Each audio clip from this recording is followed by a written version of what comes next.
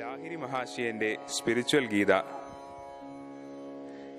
അധ്യായം 4, ജ്ഞാനയോഗം, ശ്ലോകം 17-18. ശ്ലോകം 17. കർമ്മണോ ഹി അഭിബോധവ്യം ബോധവ്യം ച വികർമ്മണഃ അകർമ്മശ്ച ബോധവ്യം ഗഹന കർമ്മണോ ഗതിഃ. കർമ്മത്തിന്റെ സങ്കീർണതകൾ മനസ്സിലാക്കുക പ്രയാസകരമാണ്. അതിനാൽ കർമ്മം എന്താണ്, വികർമ്മം എന്താണ്, അകർമ്മം എന്താണ് എന്ന് ഒരുവൻ ശരിയാംവിധം മനസ്സിലാക്കേണ്ടതാണ്. ആത്മീയ വിശദീകരണം. കർമ്മം മനുഷ്യന്റെ പുരോഗതിയായതിനാൽ കർമ്മം എന്താണ്, നിഷിദ്ധ കർമ്മം എന്താണ്, അകർമ്മം എന്താണ് എന്ന് മനസ്സിലാക്കേണ്ടത് ആവശ്യമാണ്. ലോകത്തെയും അതിലെ ജീവികളെയും നിലനിർത്തുന്നത് കർമ്മമാണ്. കർമ്മത്തിന്റെ അഭാവത്തിൽ പുരോഗതിയും വിമോചനവും അസാധ്യമാണ്. ഈ ശരീരവും ഇന്ദ്രിയങ്ങളും കർമ്മത്തെ ആശ്രയിക്കുന്നു. എന്നാൽ ഈ കർമ്മങ്ങളുടെ സന്തുലിതാവസ്ഥയെക്കുറിച്ച് അറിവില്ലാതെയും അവ ശരിയായി ചെയ്യാത്തതിനാലും പലപ്പോഴും കർമ്മം അകർമ്മമാവുകയും അതുപോലെ നേരെ വിപരീതമായി സംഭവിക്കുകയും ചെയ്യുന്നു. അജ്ഞാനത്താൽ നമ്മുടെ ശാരീരിക കർമ്മങ്ങൾ പോലും ശരിയായി ചെയ്യുന്നില്ല.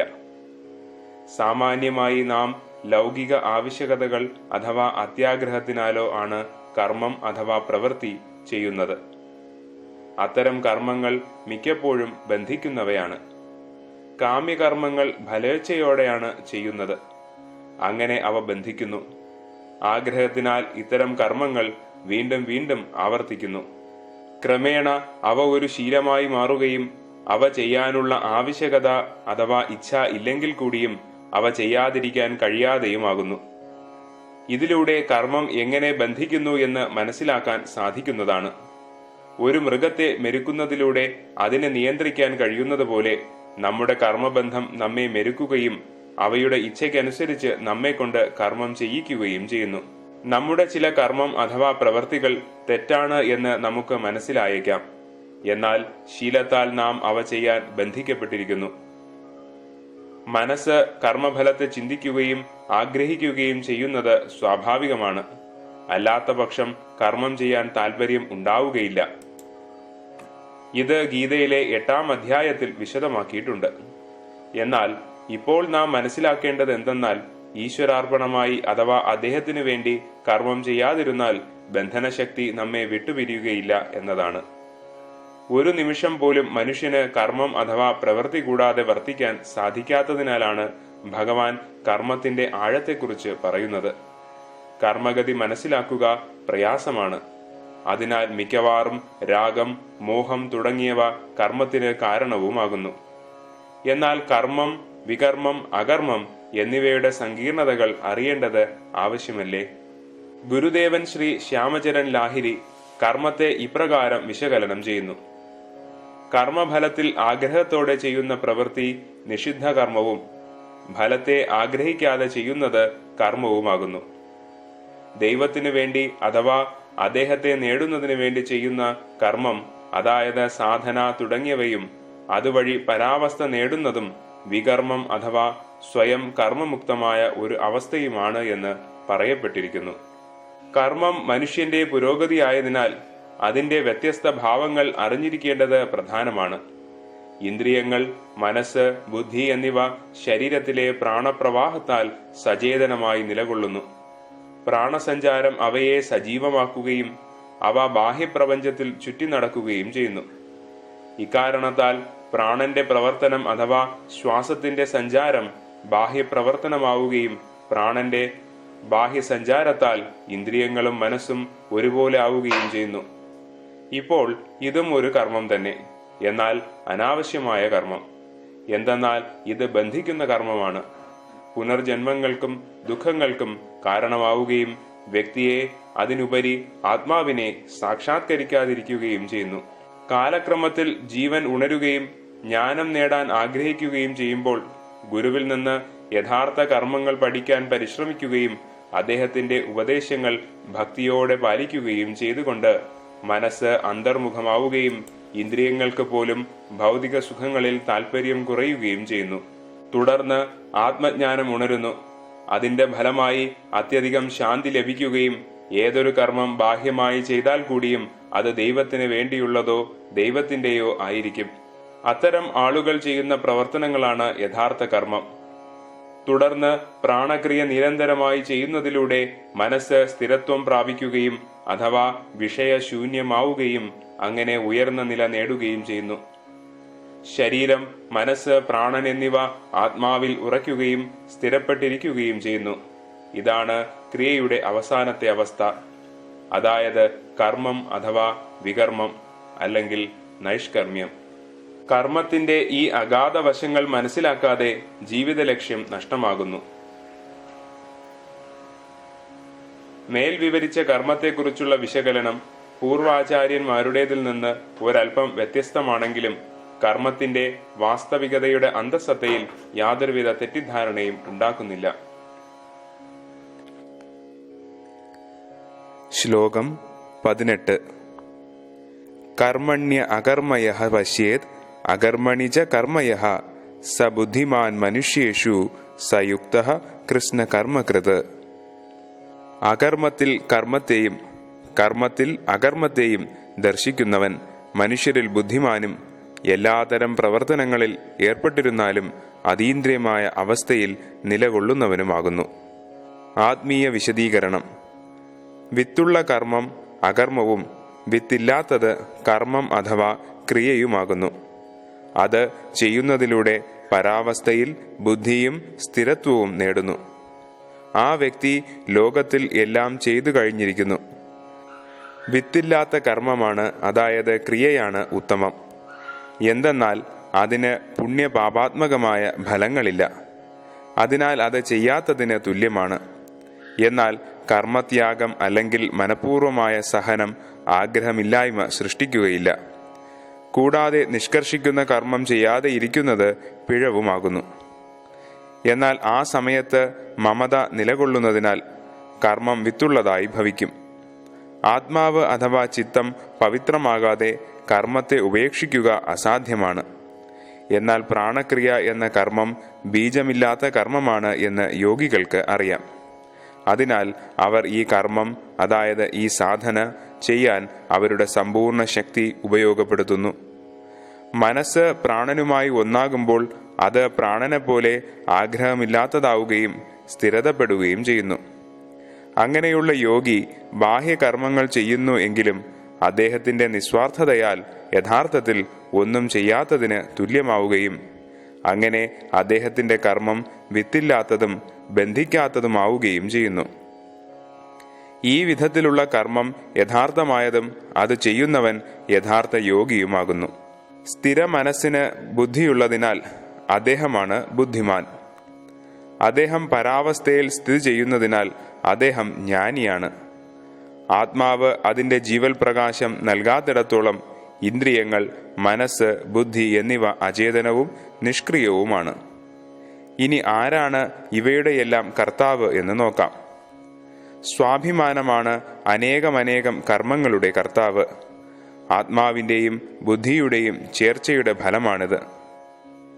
നിഷ്കർഷിക്കപ്പെട്ടിട്ടുള്ളതും അല്ലാത്തതുമായ എല്ലാ കർമ്മങ്ങളുടെ യഥാർത്ഥ കർത്താവ് അഹംവൃത്തിയാണ്. ഇന്ദ്രിയങ്ങൾ അതിന്റെ ഉപകരണങ്ങൾ ആകുന്നു. എന്നാൽ എന്തെങ്കിലും ചെയ്യുന്ന സമയം ആത്മാവ് അത് ചെയ്യുന്നതായി അനുഭവപ്പെടുന്നു. ആത്മാവ് ഒന്നും ചെയ്യുന്നില്ലെങ്കിൽ പിന്നെ എന്തുകൊണ്ട് അതാണ് കർത്താവ് എന്ന് ആത്മാവ് കരുതുന്നത്? എന്തെന്നാൽ ആത്മാവിന്റെ ജീവശക്തി മസ്തിഷ്കത്തിൽ സ്ഥിതി ചെയ്യുകയും ഈ ബുദ്ധിയുടെ സഹായത്താൽ ചെയ്യുന്ന കർമ്മങ്ങൾ ആത്മാവ് ചെയ്യുന്നതായി അനുഭവപ്പെടുകയും ചെയ്യുന്നു. ഈ വിധത്തിൽ നാം കൂടുതൽ ചെയ്യും തോറും നമ്മുടെ അഹങ്കാരം കൂടുതൽ വളരുകയും ഈ അഹങ്കാരത്തിന്റെ വളർച്ചയ്ക്കനുസരിച്ച് നമ്മുടെ ബന്ധനങ്ങൾ വർദ്ധിപ്പിച്ചുകൊണ്ട് നമ്മുടെ കർമ്മങ്ങൾ വളരുകയും ചെയ്യുന്നു. ഇതിൽ നിന്ന് നമുക്ക് മനസ്സിലാകുന്നത് എന്തെന്നാൽ കർമ്മങ്ങൾ സമ്പൂർണമായും ആത്മാവിൻ്റേതല്ല. എന്നാൽ ആത്മാവല്ലാതെ മറ്റൊരു സത്യം ഇല്ലാത്തതിനാൽ കർമ്മങ്ങളും അവയുടെ കർത്താക്കളും മിഥ്യയാണ്.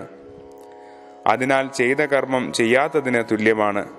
ആത്മാവിന്റെയും കർമ്മത്തിന്റെയും യഥാർത്ഥ അന്തസത്ത ഗ്രഹിച്ചിട്ടുള്ളവന് കർമ്മത്തിൽ അകർമ്മത്തെ ദർശിക്കാൻ കഴിയുകയും ആത്മാവല്ല കർത്താവ് എന്ന് സാക്ഷാത്കരിക്കുകയും ചെയ്യുമ്പോൾ പിന്നെ അഹങ്കാരം നിലനിൽക്കുകയില്ല. അതിനാൽ ബന്ധനങ്ങൾ സംഭവിക്കുകയുമില്ല. അഭിമാനം നിറഞ്ഞ അഹങ്കാരത്താൽ കർമ്മം വിത്തുള്ളതാകുന്നു. എന്നാൽ അഭിമാനം അഥവാ അഹങ്കാരം പോയിക്കഴിഞ്ഞാൽ ആരാണ് ഫലം അനുഭവിക്കുക? അങ്ങനെ കർമ്മഫലങ്ങൾ കഴുകിക്കളയപ്പെടുന്നു. ആത്മാവുമായി ഒന്നായവൻ അഹങ്കാരത്തിൽ നിന്ന് വേറിട്ട് നിൽക്കുന്നു. അതിനാൽ ഇന്ദ്രിയങ്ങളുടെ സ്വാഭാവിക കർമ്മങ്ങൾ ആ വ്യക്തിയെ ബന്ധിക്കുകയില്ല. കർമ്മം ചെയ്യുന്നത് ഭയന്നിട്ടോ അല്ലെങ്കിൽ കർമ്മഫലം ബന്ധിക്കും എന്ന് കരുതിയിട്ടോ കർമ്മത്തെ ഉപേക്ഷിക്കുകയും, പക്ഷേ അഹങ്കാരം ഉപേക്ഷിക്കാതിരിക്കുന്ന അവർ അവരുടെ ത്യാഗത്തിൽ അഭിമാനികളാകുന്നു.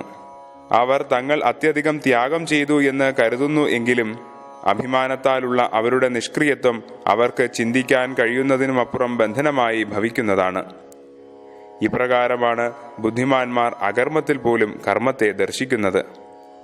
ഏതു ദൃഢബുദ്ധി കൂടാതെ ആത്മാവിന്റെ നിശ്ചലവും നിഷ്ക്രിയവുമായ അവസ്ഥയെ അറിയാൻ കഴിയില്ലയോ, അത് പ്രാണനും മനസ്സും സ്ഥിരതപ്പെടാത്തിടത്തോളം കാലം അസാധ്യമാണ്.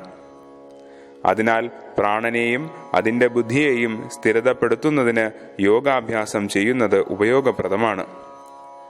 ആത്മാവിൻ്റെ നിഷ്ക്രിയത്വം നല്ലതുപോലെ മനസ്സിലാക്കുകയും സാക്ഷാത്കരിക്കുകയും ചെയ്യുന്ന പരാവസ്ഥയാണ് യോഗയുടെ ഫലം. അതിനാൽ കർമ്മം വരുമ്പോൾ ഉള്ള ഭയവും അതിനു വേണ്ടിയുള്ള ആഗ്രഹവും അവിടെയില്ല. ആത്മാവിൻ്റെ കർമ്മമായ യോഗത്തിൻ്റെ പരമമായ ഫലം മനസ്സിൻ്റെ സ്ഥിരത്വവും നിയന്ത്രണവുമാണ്.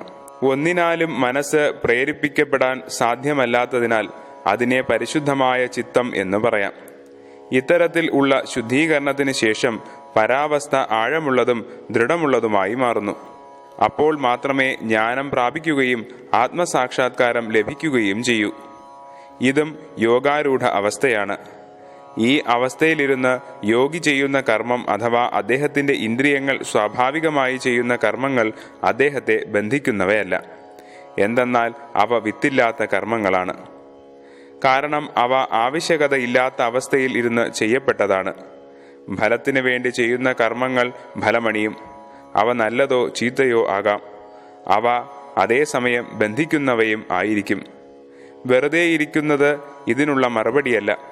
തനിക്ക് വേണ്ടി ചെയ്യാതെ ഈശ്വര സ്നേഹത്താൽ ചെയ്യുന്നത് ബന്ധിക്കുന്ന കർമ്മം അല്ല. ക്രിയ കർമ്മങ്ങളെ ആശ്രയിക്കുന്നു എങ്കിലും ഈശ്വര പ്രേമത്താൽ ചെയ്താൽ ബന്ധിക്കുന്നതല്ല എന്ന് മാത്രമല്ല, അത് ബന്ധനങ്ങളെ അഴിക്കുകയും ചെയ്യും. യോഗത്തിൽ ദൈവീക ഭാവത്തോടെ കർമ്മം ചെയ്യുകയാണെങ്കിൽ ജ്ഞാനം നേടുകയും ഭഗവാനുമായി ഐക്യം നേടുകയും ചെയ്യുന്നു. ഇതിനേക്കാൾ ഉന്നതമായ ഒന്നും ഒരു കർമ്മത്തിനും നേടാൻ കഴിയില്ല. മതപരമായ അനുഷ്ഠാനങ്ങളായ യജ്ഞങ്ങൾ തുടങ്ങിയവ ഇന്ദ്രിയങ്ങളെ ആശ്രയിക്കുന്നവയാണ്. എന്നാൽ തങ്ങൾ ഇവയ്ക്കെല്ലാം അതീതരാണെന്നും ആത്മാവാണെന്നും അതിനാൽ ഈ കർമ്മങ്ങൾ അവരെ ബാധിക്കുകയില്ല എന്നും അവർക്ക് അറിയാം. എല്ലാ യജ്ഞങ്ങളിലും വച്ച് ഭഗവാന്റെ പ്രത്യേക വിഭൂതിയാണ് ജപയജ്ഞം. അദ്ദേഹത്തിന്റെ നാമങ്ങൾ ആവർത്തിക്കുകയും ജപിക്കുകയും ചെയ്യുക. അത്തരം ജപങ്ങളിൽ അഥവാ നാമങ്ങളിൽ ശ്വാസവുമായി ഒത്തുചേർന്നുള്ള യോഗരീതിയിലെ ജപമായ അജപയാണ് പ്രമുഖം. മറ്റു യജ്ഞങ്ങളെ പോലെ അജപയജ്ഞവും ബലിയോടെയാണ് പൂർത്തീകരിക്കേണ്ടത്. എന്നാൽ ബലി നൽകേണ്ടത് എന്താണ്? ഏതെങ്കിലും നാൽക്കാലിയെ അല്ല, മറിച്ച് മനസ്സിലെ മൃഗവാസനകളായ ക്രോധം, ഹിംസ, അത്യാഗ്രഹം, കാമം എന്നിവയാണ് ബലി നൽകേണ്ടത്. ഇവയെ ബലി ചെയ്യാത്തിടത്തോളം മനസ്സിലെ ആഗ്രഹ സങ്കല്പങ്ങൾ അവസാനിക്കുകയില്ല. മനസ്സിന്റെ ഇவ்விധമുള്ള ശുദ്ധീകരണത്തിനും സ്ഥിരത്വത്തിനും സ്വാർത്ഥതയെ ഉപേക്ഷിക്കുകയും സർവവുമായുള്ള ഐക്യം അനുഭവിക്കുകയും വേണം. ഇത് പവിത്രവും വീര്യമുള്ളതുമായ മനസ്സിന്റെ ലക്ഷണമാണ്. ഹൃദയവും മനസ്സും പരാവസ്ഥയെ പ്രാപിക്കാതെ യഥാർത്ഥത്തിൽ പവിത്രമാവുകയില്ല. അതിനെ മാറ്റി നിർത്തിയാൽ ചില ദോഷങ്ങൾ അവശേഷിക്കും. ബാഹ്യലോകത്തിന്റെ അനുഭവങ്ങൾ ഉള്ളിടത്തോളം മനസ്സിന് സങ്കല്പമുക്തമാകാൻ കഴിയില്ല. മനസ്സിന്റെ സങ്കല്പങ്ങളെ ലയിപ്പിക്കാതെ കർമ്മത്തെ ഉപേക്ഷിക്കാനോ അകർമ്മിയാകാനോ സാധ്യമല്ല. മനസ്സിൽ സാധനയുടെ ലക്ഷ്യത്തിൽ ഉറച്ചു നിൽക്കുന്നവൻ കർമ്മം ചെയ്യുന്നുണ്ട് എങ്കിലും അകർമ്മത്തിൽ സ്ഥിതി ചെയ്യുന്നു. കർമ്മമോ അകർമ്മമോ ഏതുതന്നെയായാലും ഈ യോഗമാണ് നേട്ടങ്ങളിൽ ഉന്നതമായ നേട്ടം. വസിഷ്ഠ മഹർഷി പറയുന്നത് പോലെ, ബ്രഹ്മരൂപത്തിൽ കർമ്മത്തെ അകർമ്മമായി അറിയുകയും അകർമ്മത്തെ നിന്റെ സുപ്രധാന ദൗത്യമായി അറിയുകയും ചെയ്യുന്നതിലൂടെ നിനക്ക് ശാന്തിയിലും ആനന്ദത്തിലും വിശ്രമിക്കാൻ സാധിക്കും.